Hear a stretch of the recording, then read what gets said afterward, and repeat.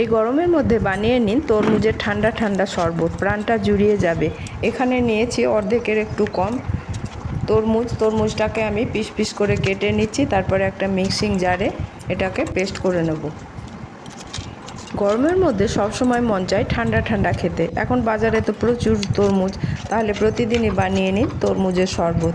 আমি একটা মিক্সিং জারের মধ্যে নিয়ে নিলাম, তারপরে 2 চামচ চিনি, অল্প বিট লবণ দিয়ে এটাকে মিক্সির মধ্যে ঘুরিয়ে নিলাম। তারপরে ছেঁকে নিলাম একটা ছাঁকনি দিয়ে, কারণ ওপরে যে বীজগুলো থাকবে সব ছাঁকনির মধ্যেই থেকে যাবে। তৈরি হয়ে গেল তরমুজের শরবত। এবারে একটা কাঁচের গ্লাস নিলাম সার্ভ করার জন্য, তার মধ্যে দিয়ে দিলাম হাফ পাতিলেবুর রস। এবারে গ্লাসের মধ্যে ঢেলে দিলাম শরবতটা এবং আর উপর দিয়ে দিলাম 4 টুকরো বরফ। তৈরি হয়ে গেল তরমুজের শরবত। রেসিপিটি যদি আপনাদের ভালো লাগে চ্যানেলটিকে সাবস্ক্রাইব করে আমার পাশে থাকার চেষ্টা করবেন। ধন্যবাদ।